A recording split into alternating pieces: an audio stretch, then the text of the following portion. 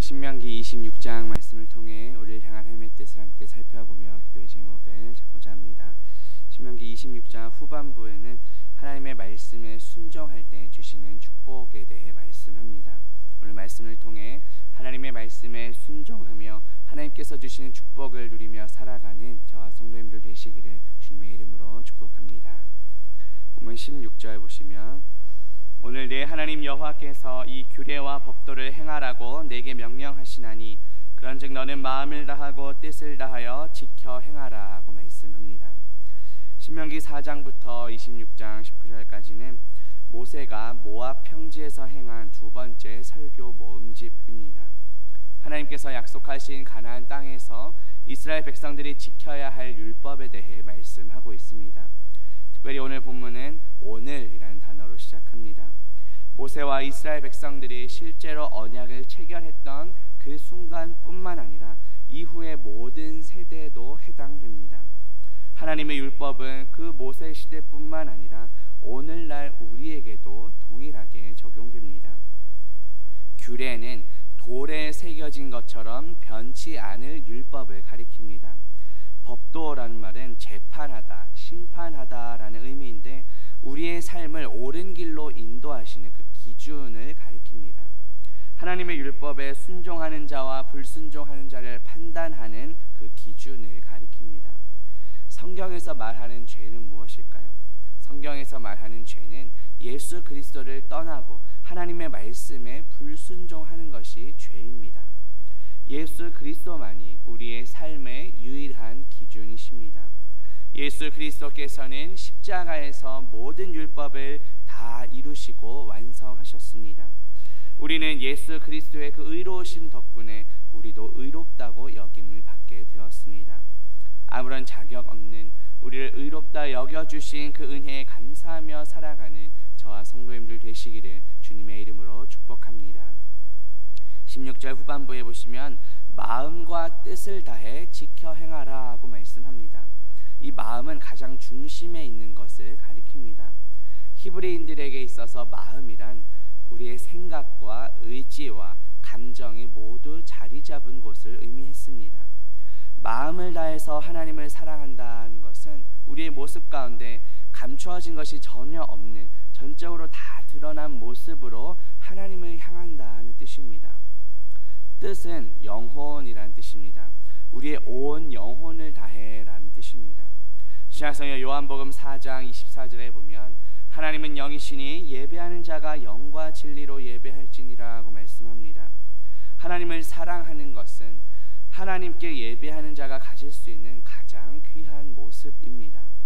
우리의 마음과 뜻을 다해 하나님을 예배하는 것이 진정으로 하나님을 사랑하는 모습입니다. 형식적으로 그냥 다녀가는 그런 예배가 아니라 우리의 마음과 정성을 다해 예배해야 합니다. 성령 안에서 진리 되시는 그 예수 그리스도께로 더욱더 가까이 나아가며 성부, 성자, 성령, 삼위일체 하나님을 예배하는 저와 성도님들 되시기를 주님의 이름으로 축복합니다. 본문 17절 보시면, 내가 오늘 여호와를 내 하나님으로 인정하고 또 그 도를 행하고 그의 규례와 명령과 법도를 지키며 그의 소리를 들으리라 확언하였고 라고 말씀합니다. 이 한글 성경에서는 인정하다, 확언하다 이렇게 두 번 나왔지만 원문으로 보면 동일한 한 단어입니다. 여호와라는 단어가 문장 제일 앞에 놓여서 강조되고 있습니다. 이것은 우리가 인정하고 확언해야 할 대상이 바로 여호와 하나님이심을 강조합니다. 구약의 여호와는 신약에서 주로 번역됩니다.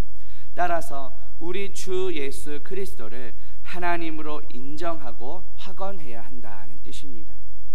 어제 주일 설교에서 우리는 기도를 통해 하나님의 나라가 우리의 삶에 임하고 확장됨을 들었습니다. 하나님의 나라가 무엇입니까? 예수 그리스도께서 왕 되시며 주인 되시는 곳입니다. 예수 그리스도의 통치와 다스림을 받는 곳입니다. 우리의 삶의 모든 영역 가운데 예수 그리스도가 하나님 되심을 인정하고 확언하며 살아가는 저와 성도님들 되시기를 주님의 이름으로 축복합니다. 본문 18절 보시면, 여호와께서도 내게 말씀하신 대로 오늘 너를 그의 보배로운 백성이 되게 하시고 그의 모든 명령을 지키라 확언하셨느니라 하고 말씀합니다. 바로 앞절에 나왔던 인정하고 확언하다라는 단어가 지금 다시 반복됩니다. 하나님께서는 무엇을 확언하셨습니까? 우리가 하나님의 보배로운 백성이 될 것이라고 확언하셨습니다. 보배로운이란 말은 소유, 그리고 보물이라는 뜻입니다. 다시 말해 우리가 하나님의 소유된 백성이 될 것이라는 뜻입니다. 신약성경 베드로전서 2장 9절에 보면 그러나 너희는 택하신 족속이요 왕같은 제사장들이요 거룩한 나라요 그의 소유가 된 백성이니 이는 너희를 어두운 데서 불러내어 그의 기이한 빛에 들어가게 하시니 아름다운 덕을 선포하게 하려 하심이라 고 말씀합니다. 우리는 이미 하나님의 소유가 된 백성들입니다. 예수 그리스도께서 십자가에서 피 흘리심으로 그 핏값으로 우리를 사셨습니다. 따라서 이제 내가 주인된 삶이 아니라 우리를 핏값으로 사신 그 예수 그리스도께서 주인 되시는 삶을 살아가야 합니다. 우리를 하나님의 소유된 백성으로 삼아주신 그 은혜에 감사하며 예수 그리스도께서 주인 되시는 삶을 살아가는 저와 성도님들 되시기를 주님의 이름으로 축복합니다. 본문 마지막 19절 보시면 그런즉 여호와께서 너를 그 지으신 모든 민족 위에 뛰어나게 하사 찬송과 명예와 영광을 삼으시고 그가 말씀하신 대로 너를 네 하나님 여호와의 성민이 되게 하시리라 하고 말씀합니다. 찬송과 명예와 영광, 이 모든 것은 하나님께 속한 것입니다. 구약성경 예레미야 13장 11절에 보면 여호와의 말씀이니라 띠가 사람의 허리에 속함같이 내가 이스라엘 온 집과 유다 온 집으로 내게 속하게 하여 그들로 내 백성이 되게 하며 내 이름과 명예와 영광이 되게 하려 하였으나 그들이 듣지 아니하였다 하고 말씀합니다. 예레미야 선지자는 하나님께서 이스라엘과 유다를 다른 이방 민족과 구별하여 높이시고 축복하셨지만 이스라엘 백성들이 그 하나님의 사랑을 거부했다고 말씀했습니다. 하나님께서 이스라엘 백성들에게 율법을 주신 궁극적인 목적이 무엇일까요? 이스라엘 백성들의 그 거룩한 삶을 통해서 하나님의 찬송과 명예와 영광을 그 모든 이방 민족들 위해 드러내시기 위함이었습니다. 그러나 우리 인간은 연약하기에 하나님의 율법을 온전히 다 이룰 수가 없습니다. 그래서 우리 대신 이 모든 율법을 다 이루신 분이 누구십니까? 바로 우리 주 예수 그리스도이십니다. 예수 그리스도께서는 하나님 아버지의 뜻에 순종하셔서 십자가를 지심으로 우리를 구원해 주셨습니다. 우리가 받아야 할 고난을 대신 받으셨고 우리가 이루어야 할 모든 율법을 대신 다 이루시고 완성하셨습니다. 그래서 하나님께서는 그 예수 그리스도를 어떻게 하셨습니까? 신약성경 빌립보서 2장 9절에서 11절에 보면 이러므로 하나님이 그를 지극히 높여 모든 이름 위에 뛰어난 이름을 주사 하늘에 있는 자들과 땅에 있는 자들과 땅 아래 있는 자들로 모든 무릎을 예수의 이름에 꿇게 하시고 모든 입으로 예수 그리스도를 주라 시인하여 하나님 아버지께 영광을 돌리게 하셨습니다. 예수 그리스도와 연합한 우리도 하나님의 말씀에 순종할 때 하나님의 찬송과 명예와 영광이 될 줄로 믿습니다. 하나님의 말씀에 순종함으로 우리의 삶이 하나님께는 칭찬받고 하나님의 이름을 높이며 하나님께 영광이 될 수 있기를 주님의 이름으로 축복합니다. 기도합니다.